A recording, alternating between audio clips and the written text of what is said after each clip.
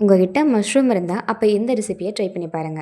Dosa, chapati, rice எல்லாத்து கூடயும் இது அட்டகாசமா இருக்கும்.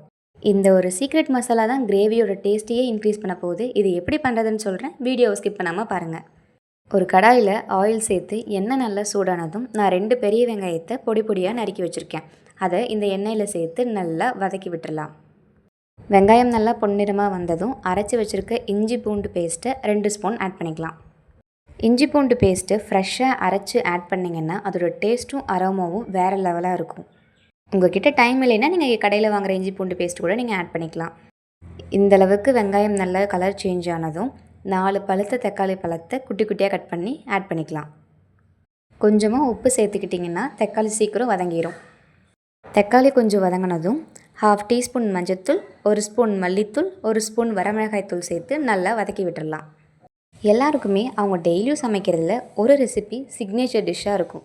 நீங்கள் என்ன நல்லா சமைப்பீங்கன்னு சொல்லிட்டு கீழே கமெண்ட் பாக்ஸில் கமெண்ட் பண்ணுங்கள்.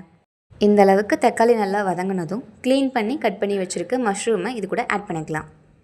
மஷ்ரூம்ஸ் நல்லா மசாலா கூட ஒட்டுற மாதிரி மிக்ஸ் பண்ணி விட்டுடலாம். எக்ஸ்ட்ரா தண்ணி எதுவும் ஆட் பண்ண வேண்டாம். மஷ்ரூமும் மசாலாவும் நல்லா மிக்ஸ் பண்ணி விட்டிங்கன்னா காளான் நல்லா வெந்ததும் அதுலேருந்தே தண்ணி வெளியே வர ஸ்டார்ட் ஆகும்.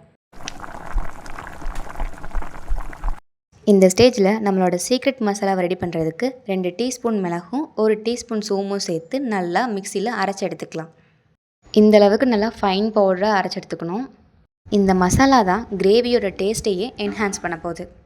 காளான் நல்லா வெந்ததும் நம்ம அரைச்சி வச்சுருக்க மிளகு சோம்பு மசாலாவை சேர்த்து நல்லா மிக்ஸ் பண்ணி விட்டுறலாம். உங்களுக்கு காரம் எவ்வளோ வேணுமோ அந்தளவுக்கு எல்லா மசாலாவோட அளவையும் நீங்கள் சேஞ்ச் பண்ணிக்கோங்க.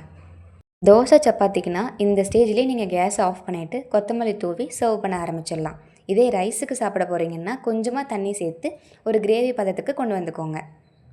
தண்ணி சேர்த்து ஒரு 5 மினிட்ஸ் லோ ஃப்ளேமில் வச்சு குக் பண்ணிங்கன்னா அதுலேருந்து எண்ணெய் தனியாக பிரிஞ்சு வர ஸ்டார்ட் ஆகும். இந்த மெத்தட் வச்சு நீங்கள் மஷ்ரூம் வேணான்னா எக்கு இல்லைன்னா சிக்கன் வச்சு கூட நீங்கள் ட்ரை பண்ணி பார்க்கலாம். லாஸ்ட்டாக கொஞ்சம் கொத்தமல்லி சேர்த்து ஒரு மிக்ஸ் கொடுத்து கேஸ் ஆஃப் பண்ணிவிட்டு சர்வ் பண்ண ஆரம்பிச்சிடலாம். ரொம்ப டேஸ்டியான pepper mushroom gravy ready. Mushroom சாப்பிட பிடிக்காதவங்க கூட இந்த ரெசிபியை ட்ரை பண்ணாங்கன்னா கண்டிப்பாக விரும்பி சாப்பிடுவாங்க.